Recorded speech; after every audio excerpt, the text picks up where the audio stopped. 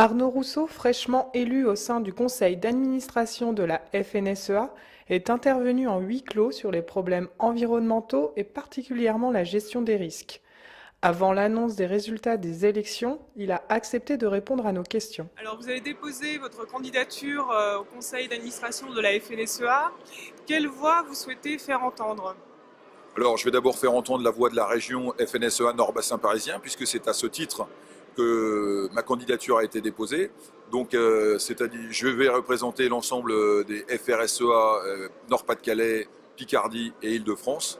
Et c'est à ce titre donc que je vais siéger à la FNSEA. Après, je vais essayer d'y apporter ce qu'est ma personnalité, c'est-à-dire d'abord celle de quelqu'un qui est ancré plutôt dans l'économie et plutôt dans la problématique du lien entre la FNSEA et les AS. Mais comme tous les sujets de la FNSEA, il y a beaucoup de transversalité. C'est aussi l'occasion de pouvoir mieux comprendre les enjeux, apporter de l'expertise, s'imprégner de ce qui s'y passe et puis aussi faire descendre de l'information, à la fois vers mes collègues des autres départements et aussi vers mon propre département.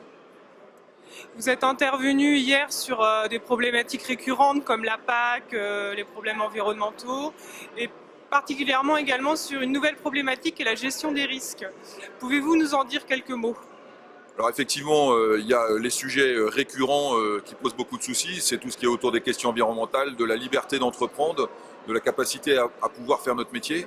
Mais il est vrai qu'il y a un nouveau sujet, il y a un sujet qui va prendre de plus en plus d'importance, qui est celui de la gestion des risques et de la problématique assurantielle.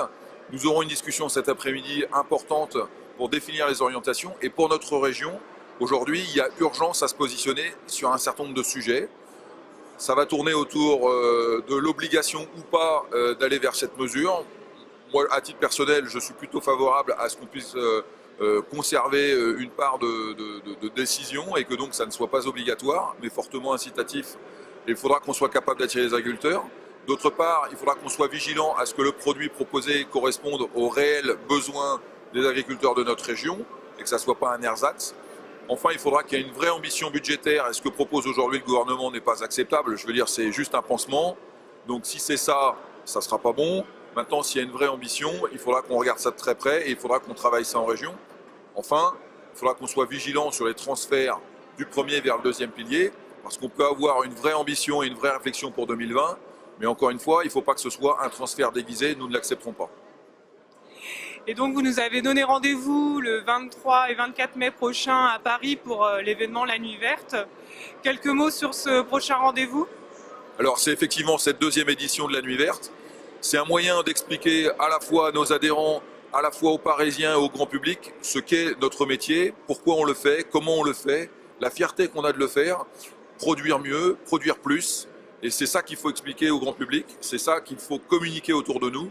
Et qui mieux que nous peut le faire? Eh bien, je donne donc rendez-vous à l'ensemble des agriculteurs pour venir expliquer leur métier aux Parisiens le 23 et le 24 mai. Merci. C'est avec le discours de Xavier Belin que le congrès s'est clôturé. Après avoir fait le bilan des 3 dernières années, il a tracé les grandes lignes des 3 prochaines. La FNSEA sera plus exigeante envers le gouvernement, elle devra faire preuve d'innovation et d'audace et être encore plus fédératrice.